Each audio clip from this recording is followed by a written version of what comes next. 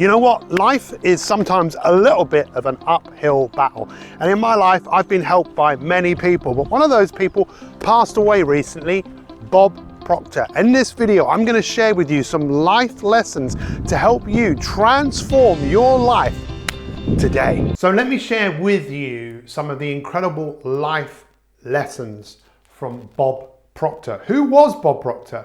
Well, he was a speaker, he was a coach, he was an entrepreneur. He was just an incredible human being who impacted the lives of millions of people all over the world. And he most definitely impacted my life. So over the next few moments, I definitely want to share with you some of the life lessons. He was born in 1934 and he died in 2022. He was the author of the New York Times best-selling book, You Were Born Rich. It was a fantastic book. I read that book in my 20s. Look, I went to university and you know what? I really didn't, don't tell anyone, but I really didn't learn very much. And I have a number of degrees. And when I left the second time, I remember feeling actually quite depressed, actually quite anxious because I had learned all this information, but I wasn't able to apply it. I didn't really have any tools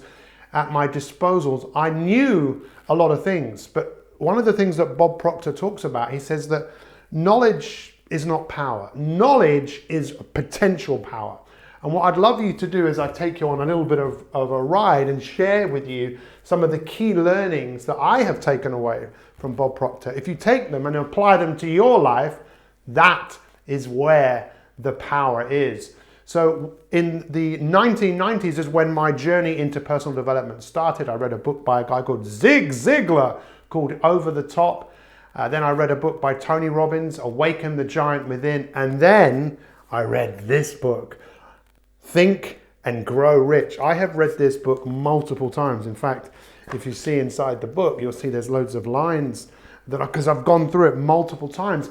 And it was through reading this book that I came across the work of Bob Proctor. Now you could Google Bob Proctor and see videos with him on YouTube, and you can see the book that he has studied, Think and Grow Rich. For 50 years he studied that book. The pages are falling out of it because he's given his heart and soul to the studying. And this is the first thing I really want to talk about. It's ignorance. And he talks about this a lot. Now I don't know what that word means to you, but what the word ignorance means is a lack of understanding. And that's what a lot of people have. They have a lack of understanding around what he calls paradigms. Now, a paradigm is simply just your model, the model in which you move through the world. So right now, you might be watching this on your phone or your computer or your tablet. All of these technologies have been programmed in a particular way, so they produce an outcome for us. And of course, they don't work perfectly all the time, but we have paradigms, and our paradigms have been shaped by our history growing up in this world. Look, we were born and we weren't ready for taking control of our own life. We were just able to take information in. We didn't know what was right or wrong. We just had filtered all of this information and we have developed paradigms. And one of the biggest shifts that we can make is to go from being ignorant to being aware, to being curious. And this is what Bob Proctor talked about, the truth of our self-image, the truth of how we see ourselves. And how we see ourselves is just how we see ourselves. Just imagine if you went to school. I kind of wish that I'd gone to school and then had a teacher like Bob Proctor or Napoleon Hill or Tony Robbins or Brene Brown teaching me how to internally shift, how to change my paradigm, how to see my self-image. Now, I'm not sure I'm the only person, but I grew up thinking that I wasn't good enough. In school, I massively struggled. I was diagnosed with dyslexia. I was diagnosed with attention deficit disorder. I developed a self-image that I was not good enough. I felt there were massive gaps. I felt hugely insecure. And I know now, after having written 20 books myself, A book like this, Habit Busting, published in multiple languages all around the world, because I woke up to the reality of being myself. I woke up to the reality of my self-image, because my self-image was just how I saw myself.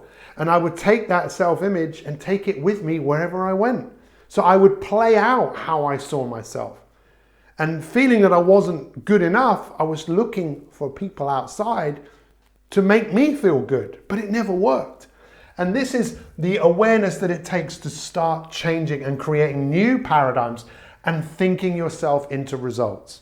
Look, one of the things I studied was sport psychology.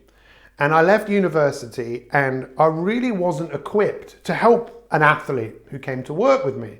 Because I'd learned all of these theories, I didn't have any tools. Like a magician has a magic wand to do his magic, I didn't have the tools at my disposal to help people until I started immersing myself into personal development and applying. And what Bob Proctor talked about in terms of thinking yourself into results was developing what he called the higher faculties. What does that mean? Look, as far as we know, human beings have higher faculties that other animals don't have. And some of those are intuition, our ability to reason, our ability to use our imagination, our will, our free will, our ability to think for ourselves. And I don't want to be too harsh on the human race, but we're the only animals, I think, that really struggle in the environments, that we create chaos in our environments, where squirrels, for example, they really adapt to their world. And I think the reason we are struggling is because we are holding on to images, we are holding on to paradigms of who we think we are, and we keep playing these out. We do not develop the higher faculties. We don't learn, we stay ignorant, we stay where we are. Better the devil we know than the devil we don't. Well, I'd say no. I think most people are avoiding their greatness. This is something else that Bob Proctor talks about, avoidance. Avoidance means to step away, to stop yourself. The void, the void that exists between you and the actual person that you could be. And these are where the gaps are. Do you not think that it's time for you to see yourself more capable than you thought possible? In all of the teachings I have learned from him, I have taken that into the work that we do.